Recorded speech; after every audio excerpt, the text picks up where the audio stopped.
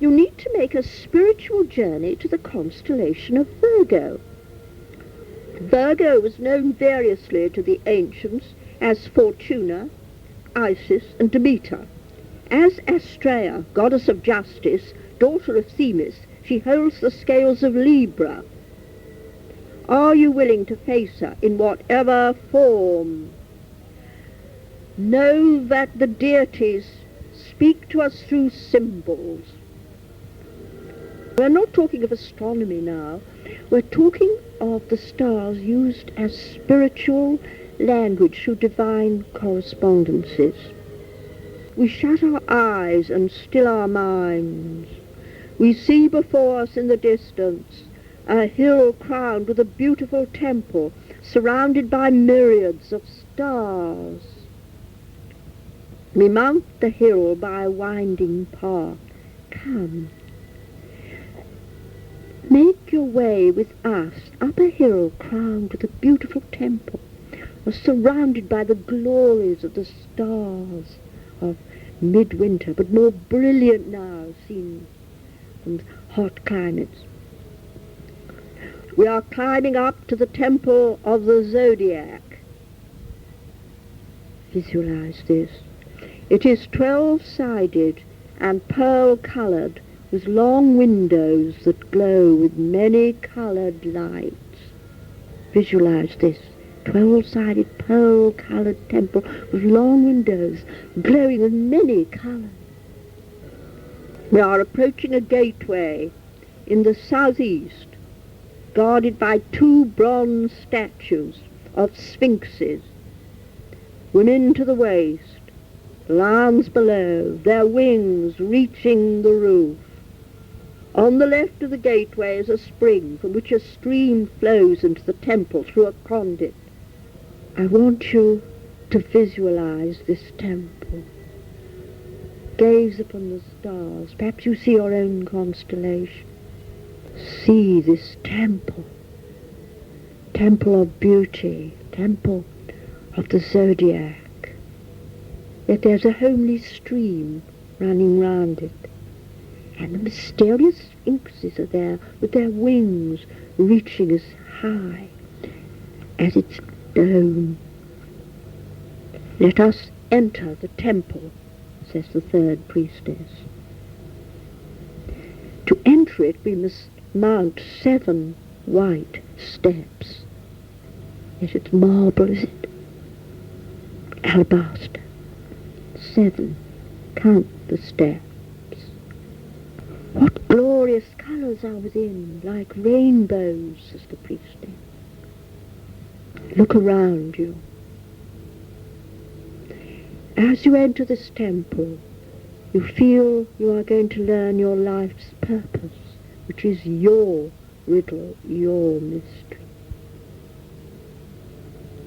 Think of what you most long to know and understand. Have we never wondered where we came from? We've had fragments of memories of other lives, other loves. A happiness that comes fleetingly. These are coming back to you now as you look around you. Hope of regaining what you have lost.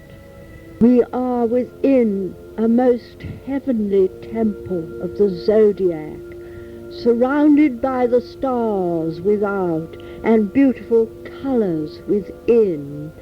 But it is the change of consciousness that we are most grateful for. All earthly ills have fallen away like a dream from which we have awakened. We experience a happiness we have seldom had, and faint memories of other lives when we visited this place or somewhere like it, memories of loves of other lives. Now we examine it more carefully. In the center is a white altar on which burns a perpetual flame reflected in a crystal sphere. Round the altar are gold statues of a winged bull and lion, an eagle and an angel. Their wings soar upward towards the dome, which looks as if it were made of the stars.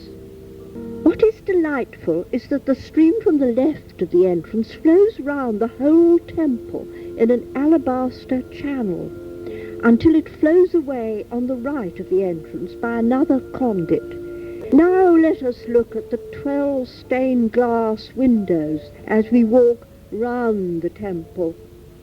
The windows have rounded arches above which are enamelled the signs of the Zodiac. 3 white steps lead up to them, arched over the stream. Try and visualize your own sun sign in the form of a beautiful stained glass window. To reach it, there is an arch over the stream. Priestess says, we particularly examine the windows on either side of the doorway. If you remember, as we approached the temple, there were 2 great sphinxes, wings reaching upward. On the left, where the stream flows away back down the hill, it comes from a wonderful spring, if you can remember, is a window marked Leo. The stained glass depicts a naked woman surrounded by a hawk, a lioness, a cow, and a winged god. It's rather like the central one, but different. The Egyptian, a hawk, a lioness this time, feminine, and a cow, and a winged god. On the window on the right, on the other side of the door, where we came in, where the stream enters, is a picture of a woman, veiled from head to foot, holding an Ankh in her right hand, a scroll in her left. Over the windows, the sign of Virgo, formed by 2 folded wings and the knot of Isis. Over the doorway is a bas-relief of a Sphinx, her lion's body facing the Leo window, her woman's face turning towards the window of Virgo.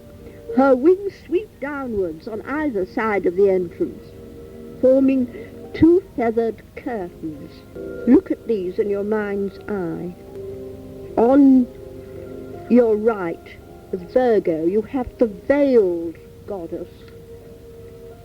On the left, you see the goddess unveiled, surrounding by 4 mystic creatures with wings. We don't know what it means, but it gives us a feeling of wonder and possibly of curiosity, because above is the enigmatic form of the Sphinx herself. Second priestess, friends, let us be seated facing the entrance. We all sit, gazing and wondering. Priestess suddenly sounds surprised. What is this? Suddenly a powerful wind rushes through the temple, pushing open the window of Virgo. We see 8 blazing stars shining through nebulae. Within this astral sphere of Virgo are the Isles of the Blessed, where we learn how to weave the future from the past by using the present. We remember Themis is mother of the Fates. Can we learn to do this? Visualize this window open with the 8 blazing stars of Virgo. Through nebulae, a sort of veil, nebulae forms the veil of Virgo. The second priest speaks to us. He that knoweth the future learns that after death it is the lawless spirits that suffer punishment, and their sins committed are judged by Zeus, one who passeth sentence stern and inevitable, while the good rejoice in the presence of the honoured gods.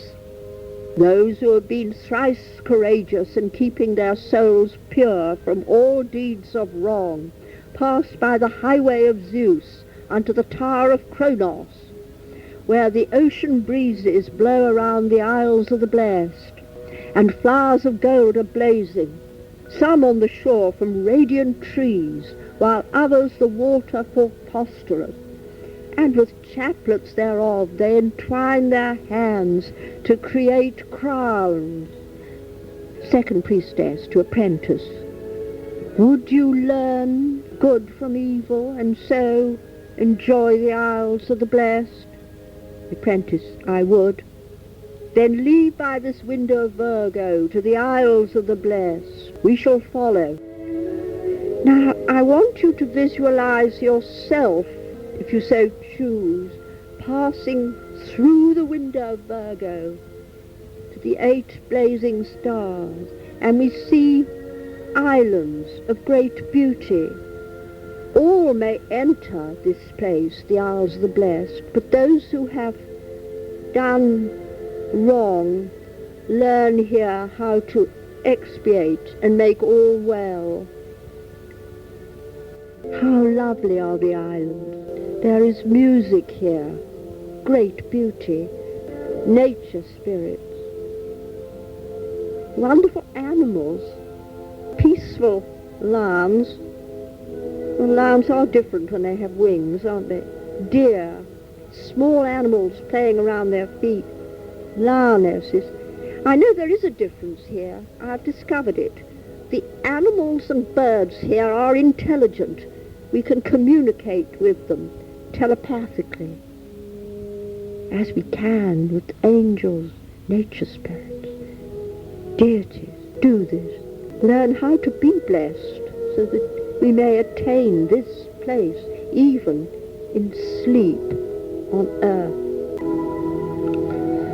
You learn here the weaving, because we are the fates. We create our own fates. They're not sinister ladies sitting on thrones being disagreeable to us. We have to learn even how to turn evil into good, which is wonderful because, well, nothing's wasted, you see. We can use the past now to create the present. But you need help to do this, and that is why we need to be in the Isles of the Blessed. At first we feel overcome when we think of the harm we have done. Maybe we have harmed animals or people. But now we see how we can threefold make up for it. We can forgive others. There's much laughter here, because nothing is more delightful than to recognize the truth, though often it makes one laugh at oneself, preferably. All pretense vanishes here. If you feel you have experienced this bliss of creation a better future for ourselves and our earth, you may now, I should think, feel like looking at the 8 stars. You feel spiritual light pouring through you. We learn here to center ourselves. Now is the center of a circle around which time flows, past and present, like a stream flows around us. That is the secret. We are not moving through time. We are ever the same in spirit. No, time is moving around us. We are not moving through space. Space is moving around us. Feel this consciousness, this awareness. You are in the center. Time and space are flowing around you, and you may therefore alter what happens. This is the art of creation. It is now time, the priestess says, for us to return through the window of Virgo. Second priestess addresses the apprentice. Leave by this window of Virgo. Come back through the window. The first priest addresses him. It is now necessary for you to enter the spiritual sphere of the singing Sibyl. Come again through the window. But now we rise above the Isles of the Blessed. Imagine yourself passing the window, but this time you're flying. You're floating above the Isles of the Blessed, the astral realm, up. We are approaching the 8 stars themselves. We are all approaching 2 rosy white stars that form Spica lucida of Virgo. Now these are 2 stars, not 1, 2 rosy white stars. Imagine yourself approaching them. You can in your spiritual body. She speaks to us.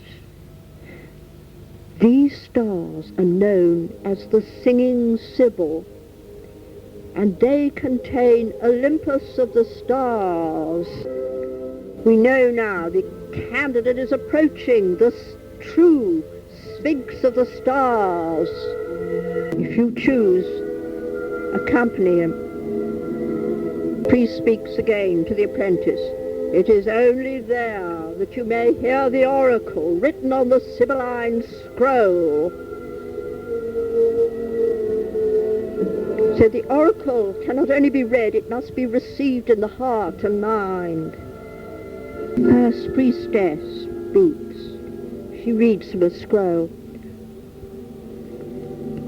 O golden Pytho, that are famed for thine oracles, we beseech thee by Olympian Zeus, with the Graces and Aphrodite, to welcome our friend at this sacred season of deepest winter, as prophet of the tuneful Pleiades. For beside the water of Castalia, with its outlet of brass, there is the sound of music and dance. Obey thy dear heart, friend, even as a child obeys his kind mother, and come to the grove of prophecy, the home of garlands and banquets, where beside the shadowy form of Gaia, the earth, the maidens of Delphi, of prophecy, full often beat the ground of nimble step, while they sing of Apollo, son of Leto. So the realm of prophecy can be full of joyful dancing and happiness, if one can enter therein and not fall foul of the Sphinx as did Oedipus. First priest, enter then this shining spiritual realm, where you will meet the Sibyl, who is the Sphinx. But beware, do not in pride challenge her by asking her for her riddle. Rather, pray that she will sing her oracle for you. Wonderful idea. I never thought of that. You don't challenge the Sphinx as did the Theban philosophers. You listen to her, as Zeus listened to Themis. Now rise and enter the spiritual realm of the singing Sibyl, and see what you can hear if you listen. Or do we hear her in silence?